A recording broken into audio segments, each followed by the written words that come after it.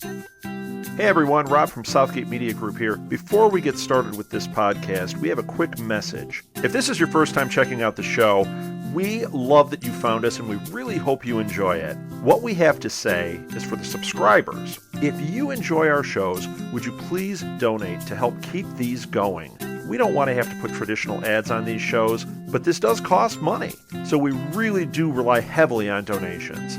To make a donation to the show, please go to our website, www.southgatemediagroup.com. Go to the page for the show, and in the upper right-hand corner is a donate button. It takes you right to PayPal, and you can donate whatever amount you want. Thanks a lot for listening, everybody. And now on with the show.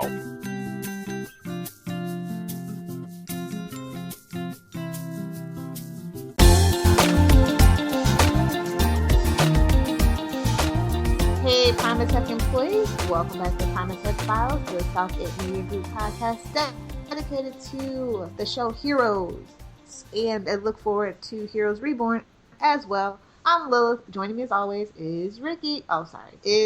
Hey, it's Ricky. How's it going? Oh, it's too early for me. I'm sorry. We're talking about the penultimate episode of Season 2 of Heroes, 210 Truth and Consequences. Yes, you heard me right. In case you are new to Heroes, we only have 11 episodes in this season due to the 2007-2008 writer's strike. Yay. Like Season 2, most of Season 2's episodes, we might just go straight into it and not stall for time, not have any filler kind of bits. So, the synopsis I have: Claire and her family try to move on. Elle attempts to regain Bob's trust. Mohinder tries to find a cure for Nikki's mutated virus. Monica uses her ability to become a hero. Sylar's manipulation of Maya and Alejandro take a devastating turn. Peter and Adam find some answers. Hero and Ando learn more about the past. Nikki reunites with Micah. Anyway, so we open up with Peter is in New York City, and he's back in the future or whatever, and he finds a notice informing him that he's back in the future. He watches as Caitlin is captured by the CDC hazmat crew.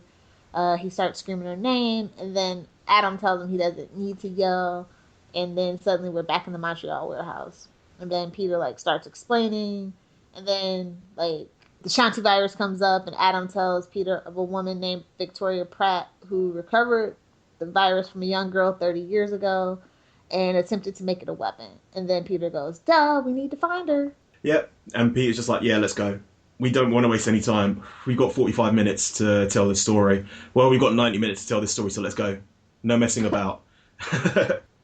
Let's see. Cut to in Costa Verde. Sandra is pointing a gun at Bob, who is holding quote-unquote HRG's funeral urn. He offers his condolences and tells her that Noah has been cremated per his request in his employee file. He tells them he was attempting to help Claire use her abilities for a greater good, but Noah forced them to take the actions that they did. And then, Claire is now free to live a normal life. She tells him now that her father is gone, there is no normal. When he leaves, Sandra tells Claire and Lyle to pack their bags and that they're moving. Outside the Bennett home, Bob meets with Elle, telling her to keep an eye on Claire, a.k.a. she has cheerleader watching duty. And it's not the first time, because obviously from the graphic novel that goes along with this, she also has done it before. But yeah. When she complains about her sling, Bob tells her he thought she was tough. She protests that she is, but then she's just like, I was just shot and duh, I can't heal. And then he blames Elle for the shot, telling her she lowered her guard and she needs to accept responsibility to gain his trust. She tells him she can and that she will watch Claire like he wants her to. Yeah. In a room, we pick up where we last saw Noah as he lays dead on a table with blood being transferred into his arm. His eyes begin to heal, and he springs up from the bed, gasping, only to fall back into his bed to see that the blood is being transferred into him. Mohinder, unrepentant, by the way, shows up, and Noah asks Mohinder, you shot me, and he tells Noah he had no choice. When Noah asks why he isn't dead, Mohinder tells him, duh, we used Claire's blood to save your life. And then, like, Noah just freaks out. He's like, you betrayed me. How could you? Yeah. We were going to be the best bro TP ever. And Mohinder's like, Claire's safe at home, grieving the loss of her father. And then, Mohinder tells Noah that it was his violence and paranoia that brought him into their current situation. I'm like, welp, where's the lie? I think a lot of stuff happens in these first couple of scenes. Like, I think if they had more time, they would have had Claire go through the 5 stages of grief a bit more slowly. But here, she just pretty much goes through them all very, very quickly. She gets very angry, and her anger is her threatening to expose the company, which, she does eventually. But enough about that. But I also think that, the whole Elles, like, it's just the father. It's like having mother's guilt, and that's what Bob does to Elle all the time, and it's kind of heartbreaking at some moments because he obviously loves her, but it's just the way that he shows it is very, very like he's got a boy and not he's got a girl. It's that kind of tough love that he kind of gives her and tries to push her to be a better person, but she's essentially a homeschooled kid who has no kind of social skills. And yeah. Oh, you guys have homeschool kids over there? Oh, no, not that many, no. I didn't think so. Your schools aren't falling apart, so. I know, right? Where were we? Yeah. So then, after removing the blood, Mohinder tells Noah that he has the properties of regeneration and it will help him save a woman, aka Nikki, from the virus. Noah tells him that it's all a lie, that the company made the virus and has been experimenting with it for 30 years. And I'm like, for you to be middle management and didn't even know who the hell Linderman was, I'm impressed. We're just going to pretend like that didn't happen? Okay. I think also it's kind of, there's just rash, really, like, because obviously there's going to be a lot of the excuses of the writer's strike in this episode, I'm sure, but because obviously of the writer's strike, there's some just rash statements thrown about, especially from Mohinder. Obviously, he lays into Noah about they were meant to do this together, but it's just the rush of everything has made Mohinder like switch sides so many times, and he's switched sides so many times, and he's been a double agent throughout the series that it kind of, where he lies, because obviously at the moment he's with the company, but at the same time, like, there must have been parts where he's been told what the company actually does, and he knows from personal experience how the company runs, so he's obviously seen things very black and white and not morally grey like the rest of the people in the company. So he's channeling his inner Micah. Yes. Yes, exactly. And not in the good kind of Micah, yeah. Speaking of which, we cut to Monica, Damon, and Micah talking about Micah selling his books for a comic book. Micah tells Damon that he buys the comics for the story, prompting Damon to say that he'd sell the comics and live happily ever after. Monica then kind of questions why St. John wears a hood if she's a good guy. And she's like, and then Michael's like, duh, every superhero needs a secret identity or they will come after you and your family. Yeah. And she's like, oh, that's why Clark Kent wears glasses. And I just wanted to slap the crap out of him. Anyway, Michael puts his backpack in his room and turns to see Nana and Nikki in the kitchen. Nikki and Micah talk. She explains that she went to a place that helps people who are sick. Then she tells Micah that she has a virus, but that, she's not contagious. I'm like, is this Forrest Gump? What the hell? She went to a place she went to a place where people are healed by, from being sick, but she's just come back with a more different virus, and one that's a bit more life-threatening. Yeah. So then he tells her that, Dr. Suresh is looking for a cure that will make her better. And then, Michael's like, well, what's going to happen if you can't find a cure? And Nikki's like, oh, no. He will. He will. And then he's like, okay, I have something that will make you stronger in my backpack. And, of course, he's talking about DL's metal valor. And when he goes to get it, he realizes his backpack is missing. And I'm like, they were literally talking for, less than 2 minutes. I know, right? Well, they've got to get it. They've got to get these stories done and out the way. So, yeah. Jeez, just wolf. And then we cut to Cool Lake, Virginia, where Maya and Sylar are drinking and discussing being normal. I'm just like, fast forward, but we can't. Sylar tells her that after she sees Dr. Suresh, she will be normal. Maya says that she and Alejandro will be able to return home, but then Sylar's like, I think your brother's good to go home right now. And she's like, no, I need him. And then he's the only one that can stop her from killing.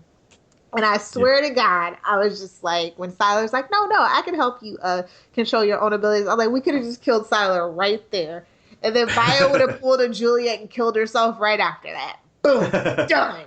But anyway, and so he like kind of goads her into getting angry. And then he tells her that, her brother must hate her for killing his wife. And, he's like, you got to let him go. And then, she does activate her powers, but Sylar kind of talks her down, and hey, now the seed's planted, right? Yep.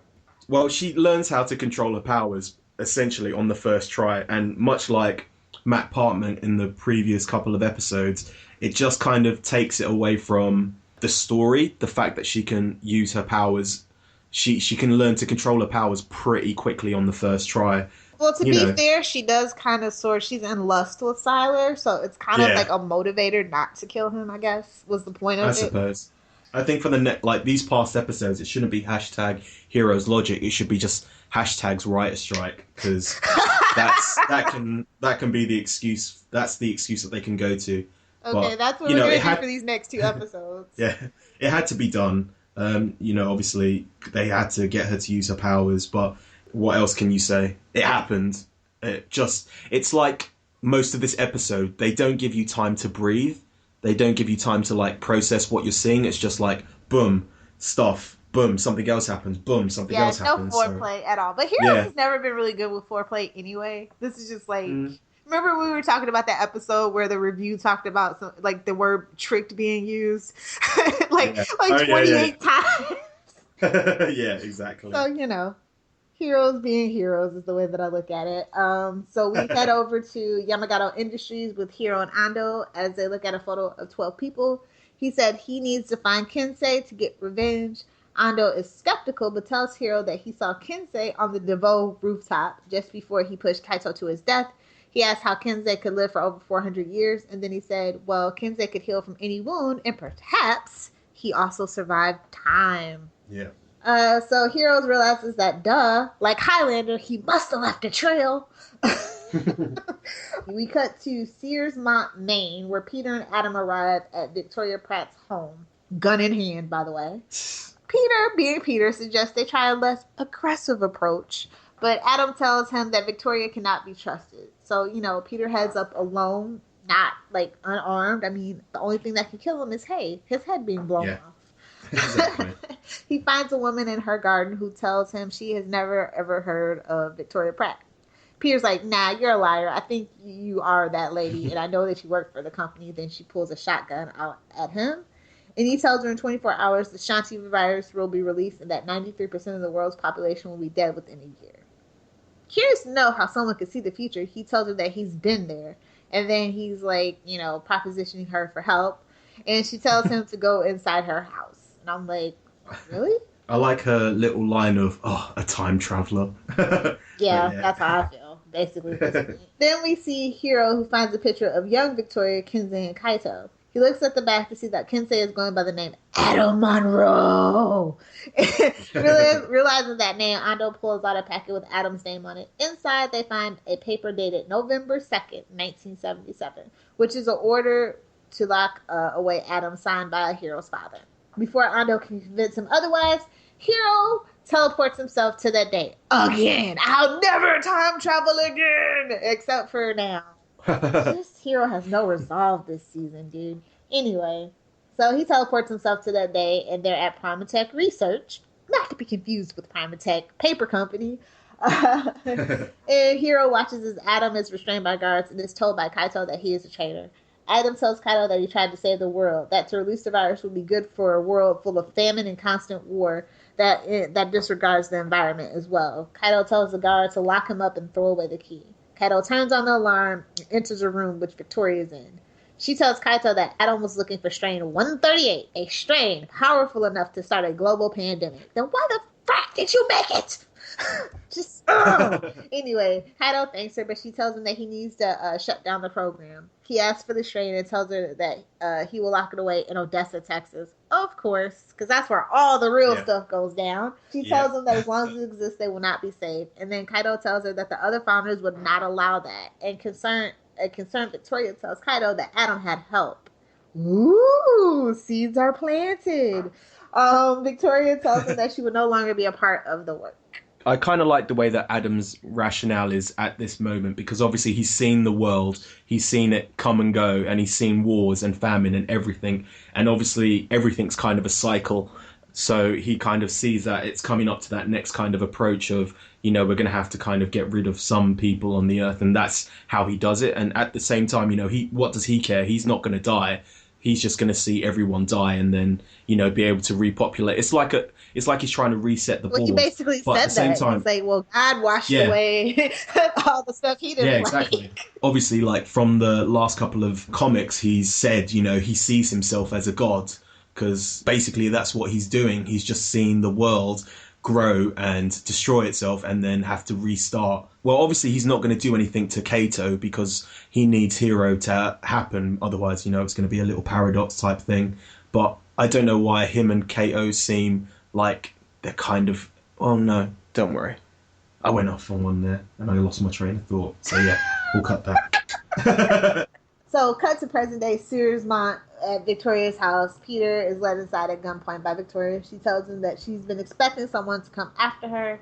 Peter tells her about Caitlin, and I'm just like, shut up about her. Nobody cares.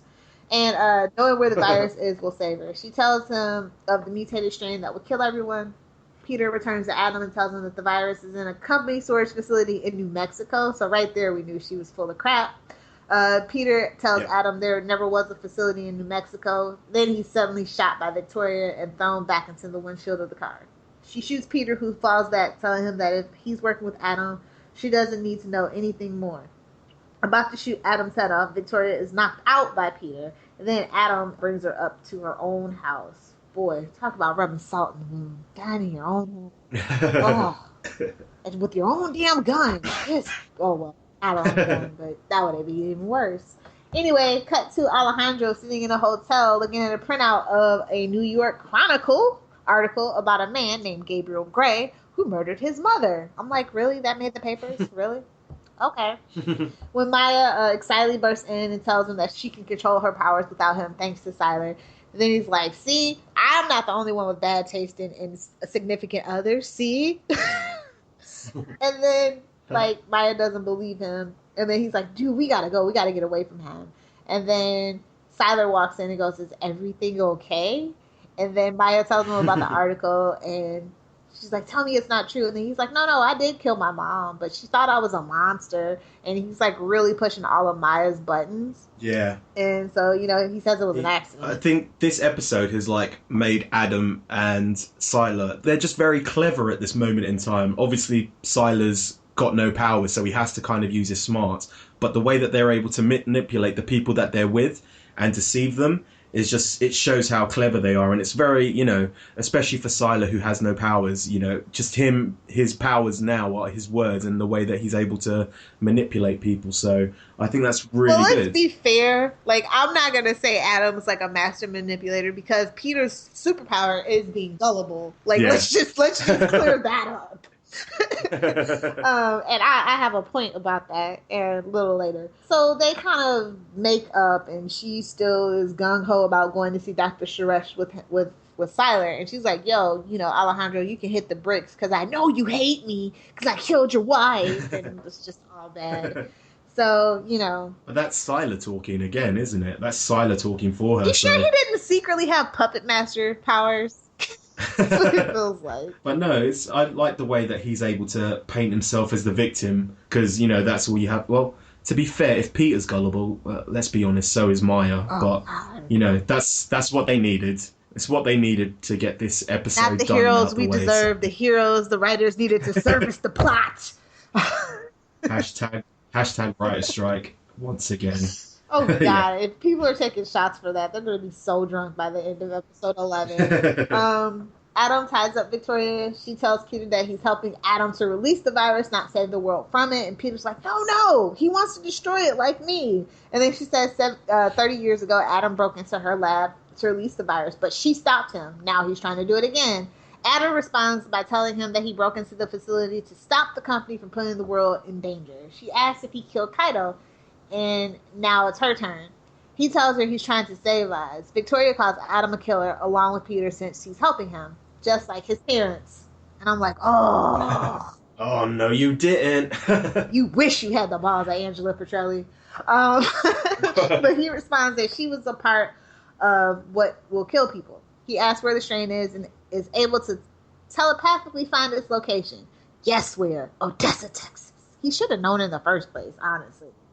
When Adam unties Victoria, Victoria pulls out the shotgun and points at Peter, but Adam shoots her first, killing her conveniently. After Peter leaves, Adam uses his own blood to draw the symbol on Victoria's photograph and drops it on her body, saying that if anybody survives, he'll tell them he couldn't have done it without her. You know, obviously, Peter's gullible, but at the same time, he's got reason to kind of trust Adam because Adam's helped save his brother. So that's probably one of the main reasons why he's just following the only Adam. Reason. Yeah, that he's following Adam mindlessly, which will obviously change in the next episode when he finally meets his brother again. But yeah, anyway, moving on. Cut to the Dawson home. We see a bloody-nosed Damon being interrogated by Nana. He tells the family that he was trying to find out how much Micah's comments were worth when he tells Micah that he was set up and someone stole Micah's backpack. Micah goes ham on him, son. I was just like, Micah! I literally have in my notes, badass Micah, and I completely forgot about it until I read my notes again. I was like, oh yeah, he just smacks the crap out of the little kids. I was like, yeah, Nikki pulls him off, and Micah yells that DL's medal was in the bag. Damon's like, I'll get you a new one, and he's like, will you give me a new dad too? And then Damon's like, damn, I messed up. Micah's like, I hate you. And then Nana says she's going to call the police, but Micah's like, man, we need to get it ourselves. They need to be heroes like DL. And Nikki's like, dude, that's the reason DL is dead. I'm like, no, the reason he's dead is because of you skanky happy. I mean, not that I care. One less Sandra sisters to worry about. Cut to Sylar randomly packing his things when he hears a knock at the door. He answers it and finds Alejandro. Alejandro's like, you're not taking my sister? And Sylar knocks him to the ground and grabs a knife, stabbing and killing him during the struggle. Sylar then hears Maya knocking at the door. He answers it shirtless and wet. Ooh la la. Telling Maya he was in the shower. She tells Sylar that without him, she would still be in Mexico and that he was right about Alejandro. He tells Maya that he just wants to help her. She tells him he has already done that and so much more. And then they kiss. And then, Sylar looks and sees Alejandro's dead body and kind of closes the door. And I'm like, Maya, you dumb. Extra. See you next Tuesday. Oh, my God. Oh, man. It's extra creepy, isn't it? But, that's Sylar for you. So, yeah. They really could have. I was like, he is not Milo, so he can't just be randomly running around without a shirt on, no matter what the use. But anyway. Any reason to show off those uncle arms, but they come back. They come back so much in these next couple of episodes, so yeah. That's funny because I saw the trailer for Man from Uncle last night when I was watching Ted 2. Anyway, Claire is searching frantically in some boxes for the wind chimes the Haitian gave her. And this is a facepalm moment in and of itself, but we'll just keep going. She wants to call him to make her forget about her father and her guilt. Wes convinces her not to and that she has to remember her dad. That evening, she releases her father's ashes into the sea, telling him she'll miss him, how her selfishness prevented her from listening to him. And I go, that's the realest thing Claire has ever said in the whole entire...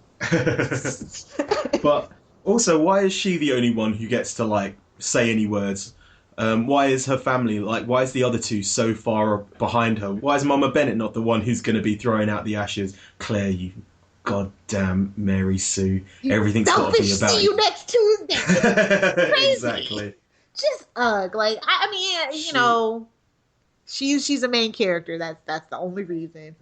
I know, but she's at her worst in this episode, and I'm not even going to be able to blame the fact that her father's dead, because at the end of the day, we can't sympathise with her being all cryy and stuff because her father's dead, because we know he's alive, and that makes, like, if we hadn't known that he was alive, maybe would have felt a bit more sympathetic towards her, but you just can't because you already know her dad's alive. So she's just going, like, you're watching her and you're just like, oh, God, calm down, love.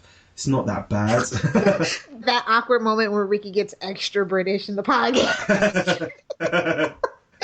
Yeah, like I said the last episode, I really kind of was disappointed that they showed us that HRG was alive at the end of the episode. Yeah. They should have just showed us his dead body and panned off like an episode of ER when one of the main characters dies. So yeah, after they pour his ashes into the sea, Sandra tells her, yo, we gotta go. So we go say goodbye to Wes. And then she like hugs him. And then she sees Elle in her car drinking a slush O. Not a slushy, a slush O. Claire rushes to the car as the injured Elle fumbles with her keys and then spills the damn thing in her lap. And I'm like, oh, Elle, what would we ever do without you? She gives up and she just gets out of the car to confront Claire. Then the two argue, and Claire tells Elle she's going to reveal her secret and everything the company has done to her family to the entire world. And I'm like, okay. Yeah. But then she punches the car, and I only noticed this because I was like taking pictures for the tweet outs. And as she punches the car and she shows her fist to like Elle, you can see like the symbol is one of the cuts on her hand. Yeah. You'll see it when it goes out. But no, I know what you're talking about. I saw it when I was watching, and I'm just like, really, B? Just whatever. So yeah, Monica. We cut to New Orleans, where Monica wakes Micah and tells him that she knows where the thieves that took his bag live. As long as he stays out of the way, he can come. And I go, nothing good can come from this. Yeah, exactly. Then we randomly cut to Mohinder, who makes a cure for the mutated version of the Shanti virus by combining Claire's blood with his blood. Ooh, Mary Sue and Gary Stu. Oh, yeah. Bob congratulates him. Mohinder is very upset that Bob still doesn't want to end the research on the virus. When Bob asks him what they can do for him, he tells Bob to help him destroy all the versions of the virus the company ever created. I go, not gonna happen. He then calls Nikki to tell her that he has found a cure. I'm like, aw. Anyway, when Nikki goes to the bedroom to tell Micah about the cure, he is gone. Outside, we cut to outside the thug's house. Micah uses his abilities to figure out there's no one inside, and I'm like, I really didn't see any tech to figure that out, but okay. Monica gains access by using her abilities to mimic, excuse me for the arrow reference, parkour! Hashtag parkour. She discovers the bag, and then the gang shows up like it's some bad version of Goldilocks and the Three Bears. The two gangsters pull guns on her, and a second later, the gang is dragging Monica out to the van, beating her unconscious along the way because, yeah, she's only like 5 foot nothing and like 6 pounds, but go ahead, beat her up some more. And that's what happens when you learn Kung Fu from Jason Lee as opposed to Bruce Lee. Just saying. Very true. Although I still like Jason. Well, liked Jason. Anyway. Well, fair enough. But not before she looks in Micah's location with pleading eyes for help. And he's like, you told me to stay out of it. Anyway, Mohinder is in a cab and on his way home, and he receives a phone call. It is Sylar, who has lovingly memorized his phone number. Yes, I was reading Slashfic again today. It is Sylar revealing that he has convinced Molly's babysitter to go home early, and that he and a friend are in Mohinder's apartment in desperate need of his help. Just in the nick of time before the end of the episode, Hero has returned from 1977 and retrieves his sword from Ando, determined to avenge his father. He says that they have to go to Odessa, he has to go to Odessa, Texas, and teleports away. And Ando's like, damn it, Hero! Adam and Peter arrive just in time at Primatech to destroy the virus. Time stops around Peter, who looks around and sees Hero. Both are surprised to see each other. Hero tells Peter that Adam killed his father, and that Hero must try to kill Adam. And I just kind of thought of The Princess Bride. Yeah. My name is Hero Side Quest Nakamura. And you killed my father. Prepare to die. Peter, believing Adam actually wants to destroy the virus, actually defends Adam and surprises Hero by threatening him with a jolt of electricity. Hero lets out a battle cry and charges at Peter with a sword that I was hoping was going to run him through and then cut his head off Highlander style. But we suddenly cut to fade to black because that's the end of the episode. And seriously, as bad and as quick as the episode went by, that visual of Hero running towards Peter gave me goosebumps, because at the end of the day, I was a bit more excited to see them two fight than I was Sylar and Peter the first time. Yeah, I was really looking forward to the next episode after watching this. Just even like, no matter how cheesy it is, Masaoka running towards him, doing this battle cry, I was just like totally in for it. They closed the door on us again. I know, right? There's another couple of things I want to bring up which I didn't get time to in the read through. So Maya and Sylar, like, they come across as kind of kindred spirits, and that's how Sylar's able to win her round the whole way through. Claire at one point says to Wes, "This is all happening so fast," and when she said that, I was like, yeah, but so is this season and your relationship. That's pretty much what she was commenting on about. And she also says that the company will be they'll be on the run when she releases their hunting specials, and that specials are around. But at the same time, if she does it, she's the one who's going to be running as well, because they're obviously going to want stuff from her. So yeah, it's just a little couple of things I had to bring up. Yep. Yeah, so grade. I struggled with this one because it was so fast paced that it kept me honestly on the edge of my seat. I very much remember that during the first watch. This time, yeah. I mean, I don't know. If they would have taken out Sylar and Maya, I mean, I know it's kind of sort of integral to the plot, but if they would have just showed up at the end of the episode, I think it would have worked a little better for me. I just feel bad for Alejandro, and it just makes Maya so stupid. And they already have so many stupid female characters that I just can't. So, like, it borders on a B- for just, like, actually being able to get through to everything and having that really great unexpected cliffhanger of Hero charging at Peter. But then it's like so much stupid stuff happened that you have to just hashtag writer strike everything. It's very frustrating. Yeah, I'll probably go with like a more a C plus than a B minus, but somewhere in between, just because of most of the Claire stuff. Just the way she goes from like one emotion to another, and it just kind of gets really repetitive and really boring, like most of her scenes in season 2. So, you know, I've got to give it a bit higher because obviously Hero going BAMF. So yeah. Yeah, I get it. Well, you know, all the hero-centric kind of good hero-centric ones are going to get a little bit higher for me. So yeah. How about scenes? Do you have any specific scenes that you love about this episode? Of course, we're both going to agree about the ending. I actually, had there been no words in the spreading of the ashes scene, I thought it would have been more powerful, more impactful. But I still kind of liked it. I still like seeing that the BAMFs are still a family after all of this, you know, especially Noah's shenanigans. Yeah. It's just like they're like, you know, they're unlike the Herreras and the Sanderses. I still feel lots of sympathy for them, even though Lyle is like the most irrelevant, like, character ever. I still just really feel for that family after all the shenanigans that have happened. So I don't really have any, to be honest, apart from the end scene, because everything else just goes by so fast. It kind of, you don't get time to process it, and you don't get time to remember stuff. This episode definitely gave no room for breathing, but I also like Micah Damon's butt. That was just the funniest thing every single time. I'm just like, oh yeah, just imagine if it was like present day Micah doing that now, though. That kid would be dead. Yeah, he wount. Oh man, I can't wait for him to get in on everything. But yeah, do you have any lines? Elle, it's just like a mother. And then also, what was it? Oh, Monica, actually. I know what it's like to lose someone you love, to wish that you had a piece of them, something solid to hold on to. Anybody who tried to steal my mom's piano, I'd feed them their teeth. I love that line because it's like, well, a piano and a medal are very different things. But anyway, I don't really have any lines as per usual. Oh, well then, can I add another one then? I'm just a hero. Why is saving the world always your responsibility? Oh, yeah. Okay. And the only bit of trivia I have for this episode is the title of this chapter is the one and only to use an ampersand. Every other use of and has been represented by the full word. Heroes Wiki, get it together, damn it.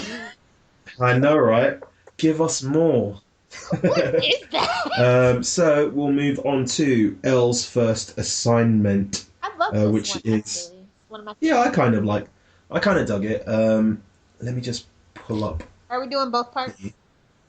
Yeah, we'll do both parts, and then whatever it is. 1 minute. I've just got to pull it up because I'm just wondering if it's the the kind of drawings that I like, because I'm very particular. Yeah, I think I think it is. It reminds me, the comics remind me of reading like old school Marvel from back in the day. I don't know, I haven't read one since like the Age of It's really funny Apocalypse. because the guy who did this one, Chuck Kim, actually did a lot of stuff for Marvel. Nice. That's probably why I like it so much. He also did Dexter's Lab and Powder Puff Girls. Okay. So, Elle's first assignment basically tells the story of Elle on her first assignment, which is watching Claire. So obviously she's been watching Claire for a while now. So the first part is just her obviously being jealous of the attention that kind of Claire gets, and it's her watching her at school and then watching her at home, and then getting taken down by someone who we haven't seen in a long time, Eden. And obviously Eden is there. This is obviously set in the past, and Eden's still working with HRG. And that is pretty much all I can say about it. The only trivia piece I've got is it is unknown as to whether Bob, when mentioning Claire's blood to Elle, already knows about her future ability, or if he's simply referring to Claire's bloodline as a descendant of the company founders, Angela and Arthur Petrelli. Oh, I was gonna say the thing that I like, especially about like when Eden and Elle are kind of interacting, like Elle actually wants to be the one to train Claire if her power manifests, and it's just kind of like a really kind of fascinating look into her little tiny brain. I think also when you put this together with the Truth and Consequences episode, you kind of still see more of Bob's kind of way of dealing with Elle. And there's a line in it where he goes, Claire could essentially be your boss one day. And, it's that kind of put downs and that kind of stuff that kind of makes him a bad dad, but also at the same time pushes Elle to strive to be better. So yeah, it's both the stories and the comic drawn by the same people. The art was by Ryan Adagawa, and they both actually worked rare. This is kind of actually rare. They both worked on the part 2 for it as well. Okay. Oh, and the Easter egg was like Elle in Cautionary Tales. I think it's the car scene. So the second part is Elle always seeming to missing the quote unquote Claire moments of her using her power. So obviously she hasn't seen Claire use her power. She always misses it just at the wrong moment. And it's after Claire's jumped off the bridge for like whatever number of time it's been, and she's going to Zach to try and get the tape. And there's a nice little reference to obviously him not being into girls, where she goes, well, there's no point in trying to seduce you, so just give me the tape. And it's obviously HRG's, the time that HRG got the tape off Zach, and he does it by taking away Zach's memories of what happened, and also I think he takes away Elle's memories of her trying to take him out. So yeah, the only bit of trivia I have is the license plate of the car in the first scene is RMO120.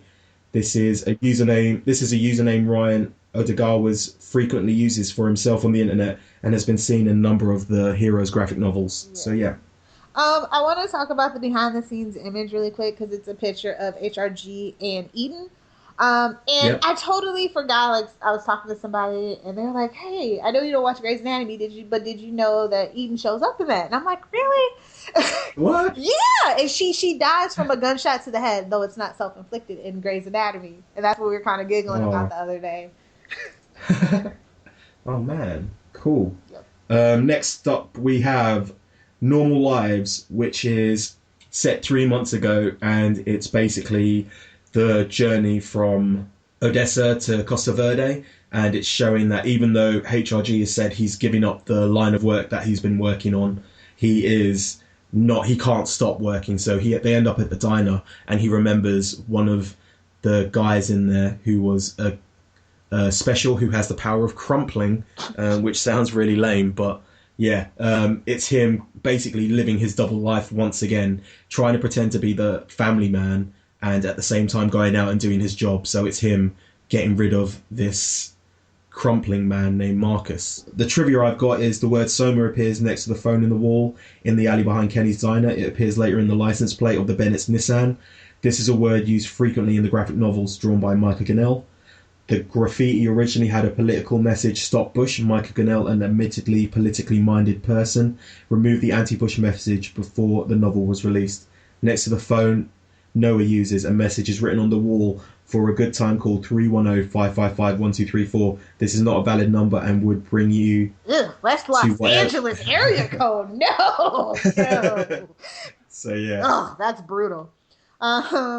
You already kind of said that Micah Gannell did the art. We hadn't seen Micah Gannell in quite a long time in the season. I think this is his first graphic novel for season 2, quite honestly, if I remember correctly.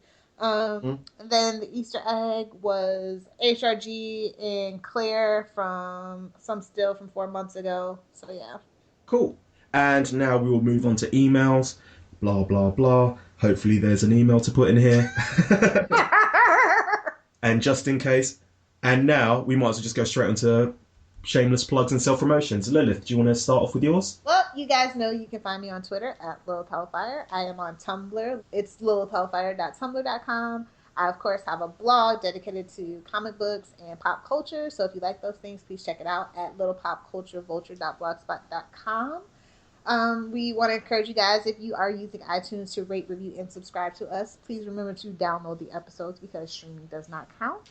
And while you're there, please type in Southgate Media Group to get a full to pull up our providers page. It has a list of all the hot and trending episodes and shows that our network is currently producing. But if you would like a full list, please feel free to head over to www.southgatemediagroup.com, where you can find a list of 85 plus podcasts, some weekly blogs, and a list of information for all the hosts of the various shows, including Ricky and myself. No, I still have to do mine, but yeah, that's besides the point.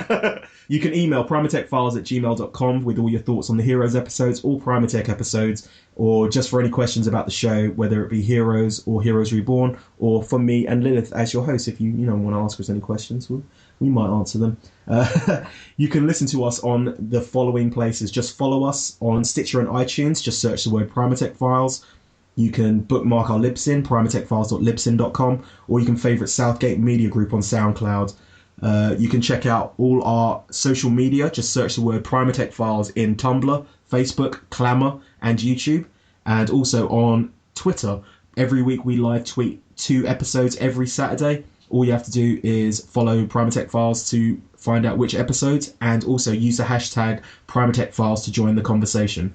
This is episode 10. This is a place to put the live tweets. Cool.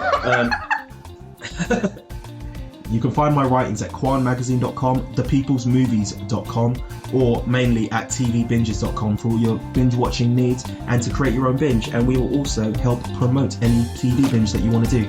Finally, you can find me at Ricky J. Diaz on Twitter. That's RICKYJDIAZ, or Z if you're American. It's your turn. Go on then. Download the podcast, save the world.